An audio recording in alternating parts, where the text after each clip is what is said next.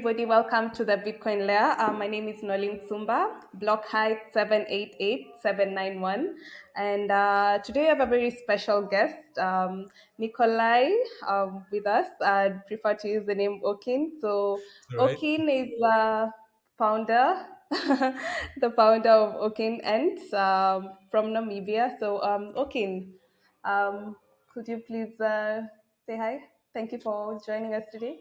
Hi, Noelyne, and everybody out there. Thanks for having me. I feel great. It's a great day to speak about Bitcoin. Yes, it's definitely a great day to speak about Bitcoin. I've talked about the block height because there's a lot happening currently with the BRC20, and Yeah.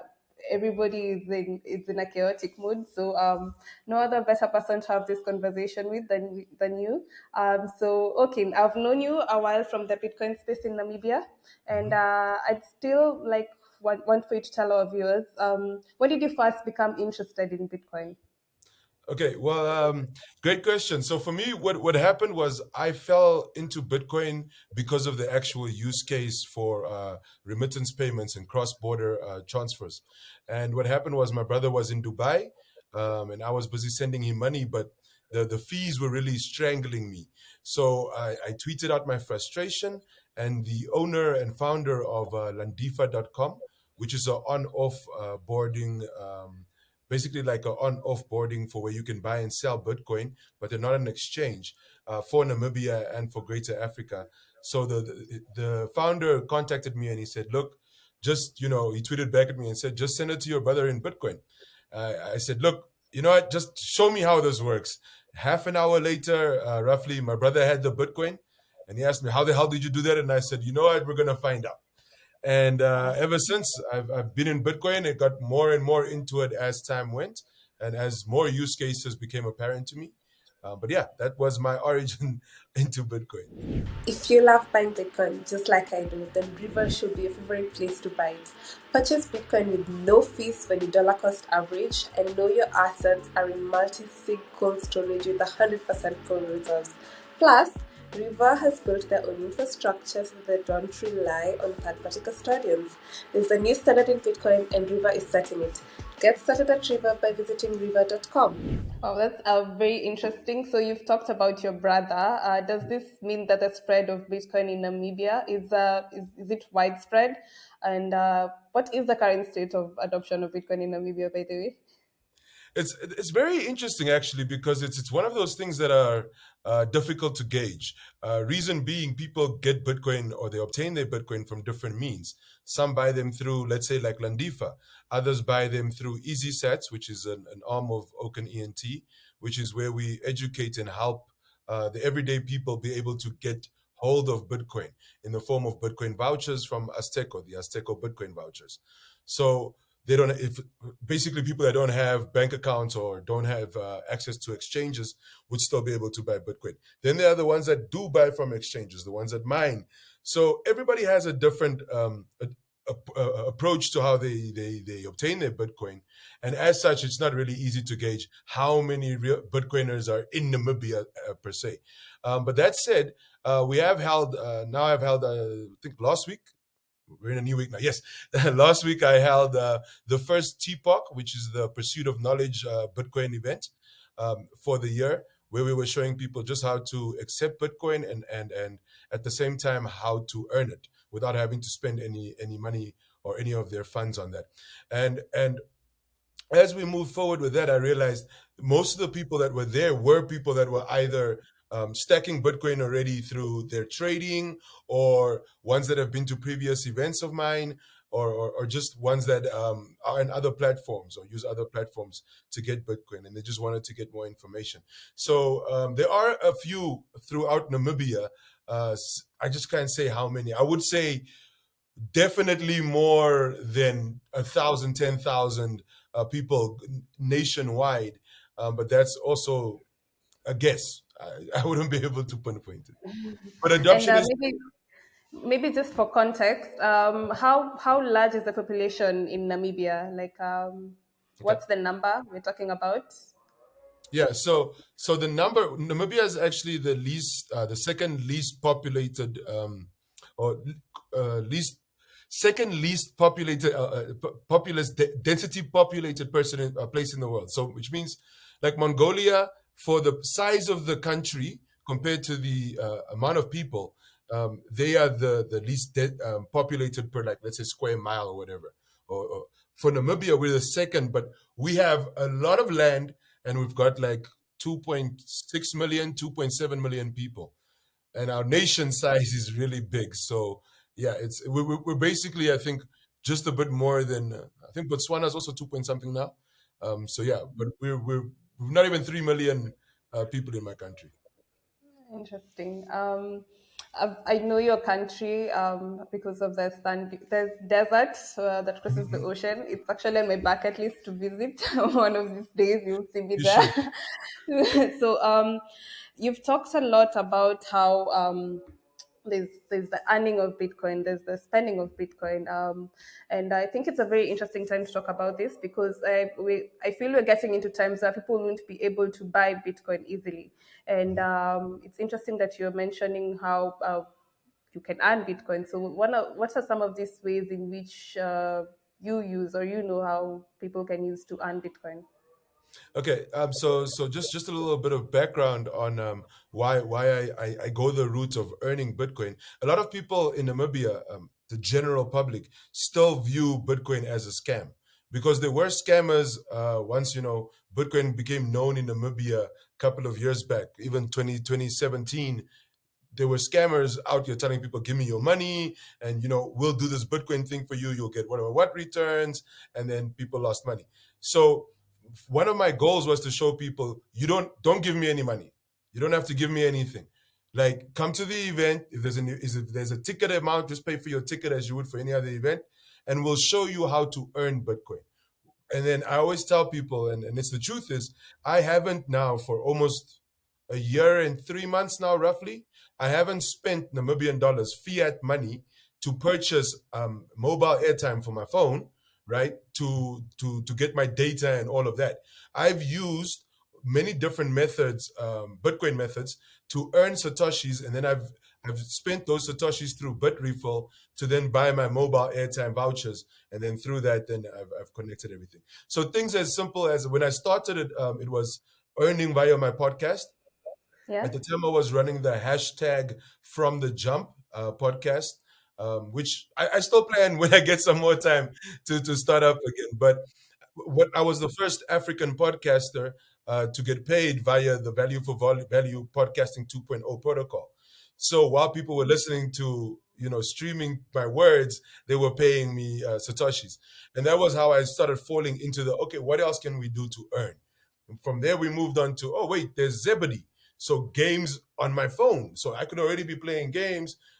People are already playing games, so I could be earning for something. And then that fell further into the Bitcoin Magazine app where you can read, which was the Carrot app at the time. You read articles and they pay you for it. Apollo Sats, which pays you for writing reviews.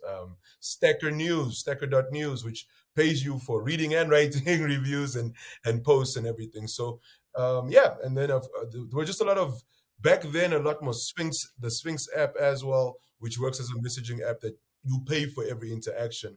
And if you build out your own room, when people are in there, they have to adhere to your rules and payments and all of that. So those type of structures just showed me more about Bitcoin. Nice. So I've heard you talk about all these ways of earning, and I can see it mostly relates to content creators. So do you think we're heading at a time where content creators will have to find ways of using putting out content that they can earn in Bitcoin? And I'm also passionate about like art and music, especially. How do you think we can integrate these two industries in such a way that they can be able to earn in the hardest money? I mean, Noelyne, to tell you the truth, these platforms have already existed for a while that Yeah. can do this. When the Yeah. Sphinx app came out, what drew me to it was the whole fact that you create like almost like WhatsApp. You create WhatsApp groups, and then you allow people in by either you allow them in for free or they pay an entry fee. Then per message that they send in there, they pay for those messages. But you can also put up messages that are hidden messages. So why I'm telling you about this app is let's talk about the art aspect. whether you're putting up pictures of your artwork or photographs that you've taken, and that is your artwork. You can now, in a way that you would have on an Instagram feed, you'd have pictures that are put up and you'd read the caption, but the picture would be blurred until you pay to see it. So now you're already earning directly just being in the group chat and putting up your artwork or your visual art. And then people are saying, "Hey, I love this. Let me pay just to see what it is." And then they can contact you and say, "Could you send me a high quality print of this and I can pay you?" So now you have a direct stream of peer-to-peer marketplacing just off of that app of speaking. And that's just for the artwork. Now, music was made a lot easier, as is the case when the podcasting 2.0 value for value protocol came through. What that really allowed wasn't just for podcasters, because if you can put a podcast up, it's just an RSS feed, but that means that you could put up music. So the same way that you have Bandcamp, you have an app called Wavelake. So WAV, like a WAV file, lake. So Wavelake is Bandcamp basically, but with streaming with Satoshis, payments for songs in Satoshis. There's a good Kenyan brother. Sorry, not Kenyan. He's from Tanzania. His name is Man Like Quex, I believe. He's Man Like Quex is on I think top 5, top 10 on the charts there. And people are streaming him Satoshis, listening to his song about Bitcoin. So there are ways, and not just songs about Bitcoin. If your art is great enough and you believe in enough to throw it on a Bandcamp or a SoundCloud or a YouTube, you now have things like a Wavelake, you have Sphinx, the chat app, or app, I believe. There's also Satoshi.tv or Bitcoin.tv, which works like YouTube, where all these things have already been built and more are being built out for the creator economy to come through and say, "Hey guys, there's value for your value. If I feel value in what you're offering, here's the value in Bitcoin." And yeah, I think it's going to be a great time. And maybe because this is a Bitcoin podcast, you could maybe tell our listeners the other advantage of using this. There's the instant settlement bit of it. So most of these payment platforms that are paying you, are they paying you in Lightning Network, or which network are they using to carry out the settlement? Okay, so when you set up like for the podcasting, for Wavelake, actually yes, all three that I just mentioned, all three of them pay you via Lightning. With Sphinx, either you can rent a node from them, or you can just set it up with your own node, whether you're using Umbrel. Actually, all of the node softwares out there right now, the Lightning ones, all of them have a Sphinx client that you can self-host and then set up everything so it directly goes into your node. I believe Wavelake, you don't need a self-custodial node. You can use a Lightning address for them to send you, or for you to withdraw your Bitcoin to. Same goes for all the podcasting ones, most of them. But for the podcasting, you just have to host your own node because of how the podcasting 2.0 protocol works, but it doesn't work the same for how Wavelake is using it. Sphinx also, you'll have to host your own, or you can rent a node depending on which option you want to use. But we will always say host your own node, just because self sovereignty and also everything else that goes with it, not just the self sovereignty part, but at the fact of, even if something like the client that you're used to using goes down, you don't lose any of your music. Let's say if you were hosting it yourself, all of those rights are still truly yours. So you can always put it up on another client. So that's always great to know. Passport is the Bitcoin hardware wallet you already know how to use. Gorgeous design, sleek interface. Passport makes it easier for everyone to self-custody your Bitcoin. If you've been on the fence about taking your Bitcoin off exchanges, this one is for you. Several exchanges that offer Bitcoin have turned out to be bankrupt over the past year. If you leave your Bitcoin in exchanges, it may be gone forever. With Passport, it takes just a few minutes to set up and experience the peace of mind that comes with taking your Bitcoin off exchanges and into your own hands. Go to foundationdevices.com and use BitcoinLayer for $10 of your Passport, or just click on the link in the video description. Huge shout out to the sponsors of BitcoinLayer. Okay, That's interesting stuff from you, Okin. And I so hope that answers your maybe question. yes, it does. It has answered my question. And so while you've been talking about the earning of Bitcoin, we've understood. You also talk about spending of Bitcoin. Besides Bitrefill, I will not lie. I've seen you on Twitter. I know there are a couple of areas in Namibia that accept Bitcoin. So how's the uptake in Namibia in terms of accepting payments in Bitcoin? Well, it's I won't lie to you. It's been a wonderful journey with the two establishments that decided, you know what, we're gonna jump off the cliff. Let's see how it goes. More of the places, it's taking a bit of time. They're looking at volatility. They're looking at number go up technology. Whereas the other two establishments that have now been accepting, one has been accepting Bitcoin for almost a year, the other one for about 8 months, and there you can see by the way the owners are also like, yeah, no, we accept Bitcoin here. They started putting up their own posters. They're just like, they're happy now. And as things are moving forward, they are now orange pilling other business owners, which is one. There's a difference from Okin coming in and saying, hey, I'd like to spend Bitcoin here, because I'd come here more. I go to other places that accept, and what they're like, okay, cool, maybe not. But when another owner comes and says, hey, buddy, I'm selling a lot of steaks and stuff for this Bitcoin, or a lot of beers, or whatever it is. Kids are coming and saying, hey, do you accept Bitcoin, mister? Then other owners start saying, okay, maybe I should start, thinking about what is this Bitcoin thing about. So it is still a bit of a challenge. My goal is still to make sure that we get to the poorest areas in Namibia to be able to accept Bitcoin, because that ensures that the people that normally get excluded are the ones included from the beginning, and in that sense can start stacking even before the rich people realize what's going on, because everybody thinks they're the smartest in the room. But once you've got a learning mentality and you want to find out, you want to learn more, then that allows you to build, in my opinion, from a point of power. So yeah, that's what we're trying to do, and I hope we're trying to get it right. But it is a bit slow, a little frustrating at times. There are those altcoiners. I won't swear, so I'll say altcoiners for now. So there's still challenges. It's okay.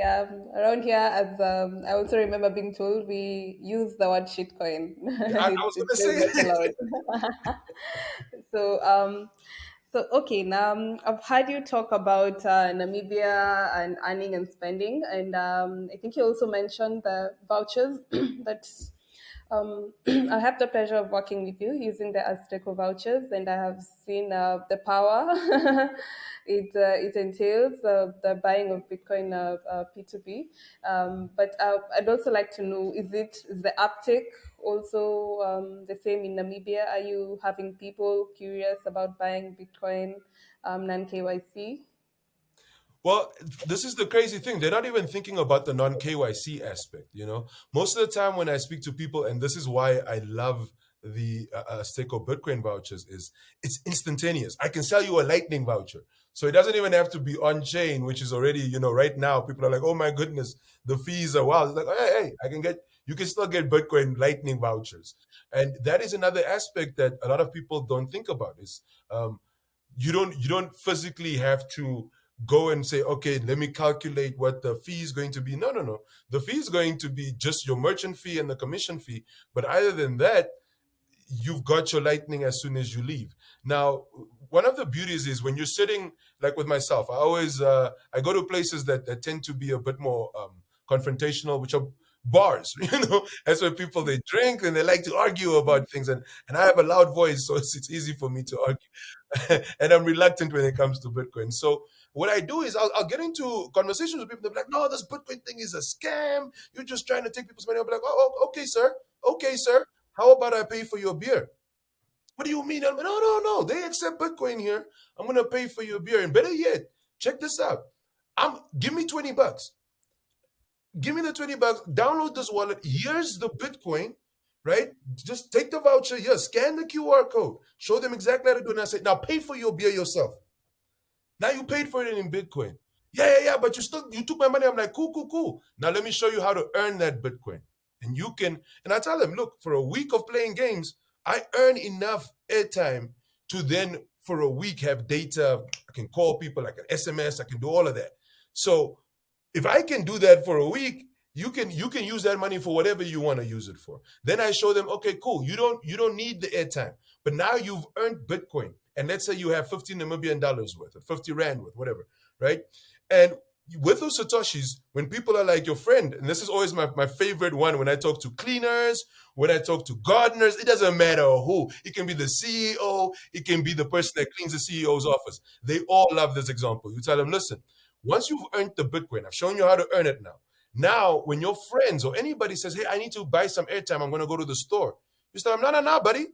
Just give me, how much do you want? They say, okay, I want $5 airtime. You say, okay, cool. Give me $7 and I'll buy you the $5 airtime in Bitcoin and I'll give you and here's your voucher. You got your airtime.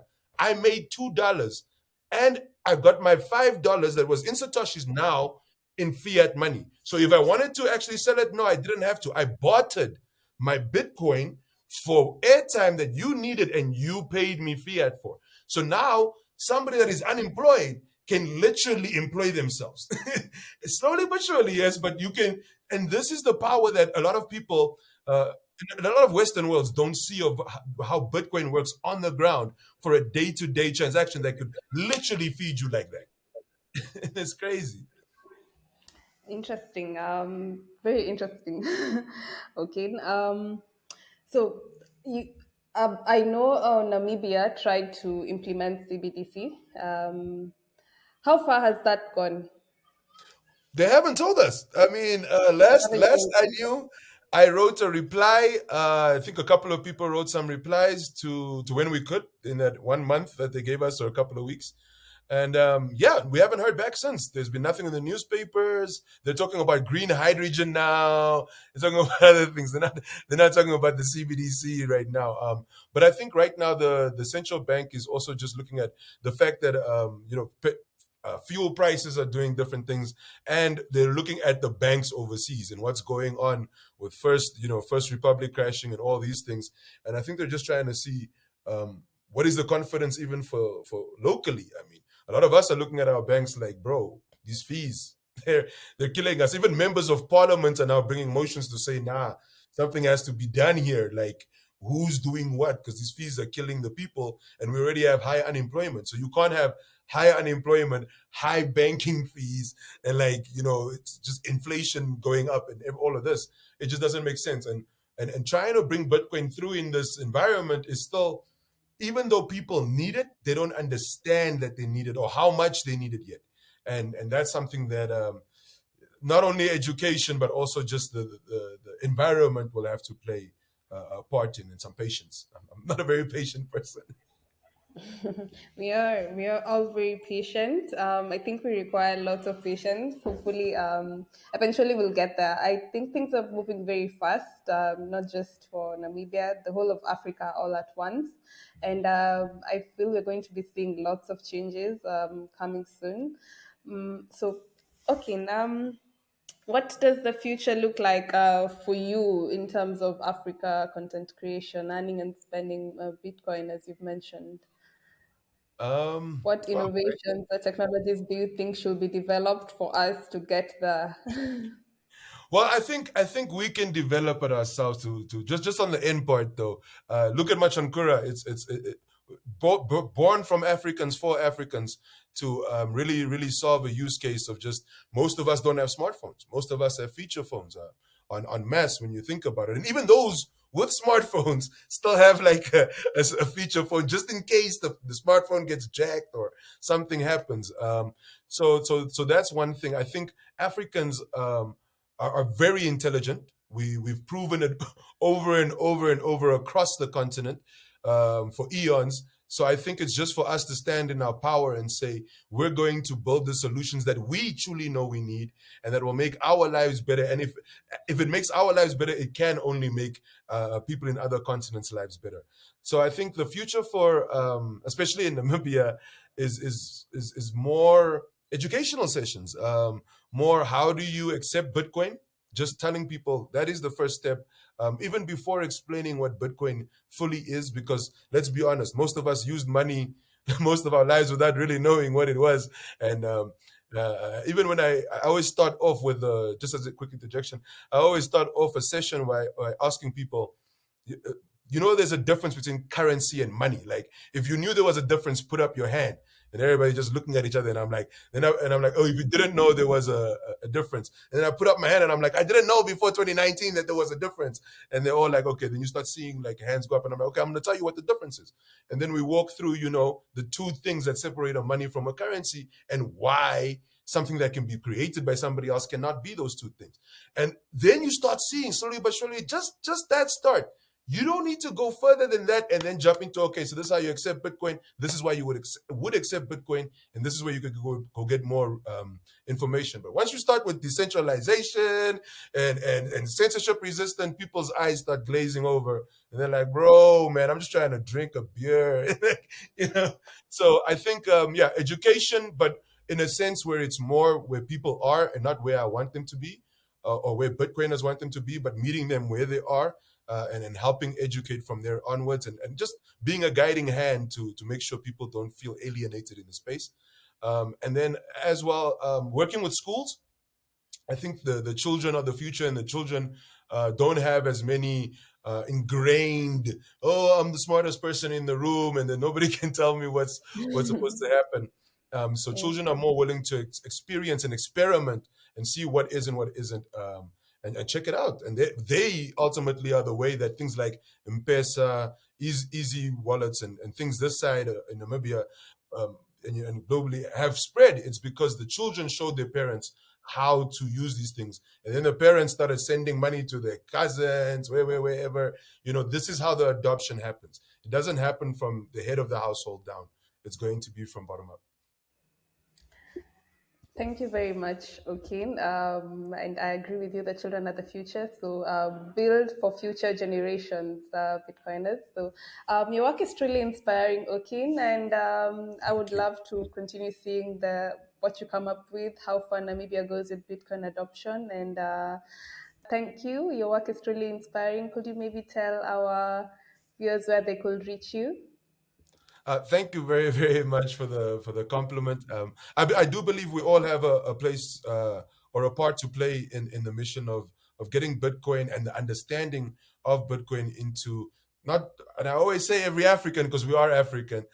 So to every African, but then also to everybody in the world, that truly starts seeing the use cases. So I am Okin. That's OKIN at OKIN. So at Okin _17. That's everywhere. That's Instagram, Twitter. I don't even know what other social media things. I think on LinkedIn you'll just find me under my real name. That's Nikolai Tjongarero. That starts with a TJ. Wow. Yeah, and you can also find me at okenent.com. That's the website. It is currently going under some reconstruction, and you can always find me on Twitter, Satoshi's Journal Spaces. And Noelyne, thank you so much for having me, and always pushing forward for like what we're doing and what we're literally trying to create, the future that we want to live in, but like we want to create it today. So thank you for helping and being such an inspiration in building out from your side as well. This is it takes a village, and this village is Africa. So we all have our parts to play. Okay. So thank you for joining us once again, Okin, and thank you for the compliments. Thank you for having me. Special thanks to Reverse for sponsoring this channel. Purchase Bitcoin with no fees on your dollar cost average, and know your assets are held in multi-sig cold storage with 100% full reserves. Plus, River has built their own infrastructure so that they don't rely on third-party custodians. There's a new standard in Bitcoin, and River is starting it. Get started at River by visiting river.com or clicking the link in the video description.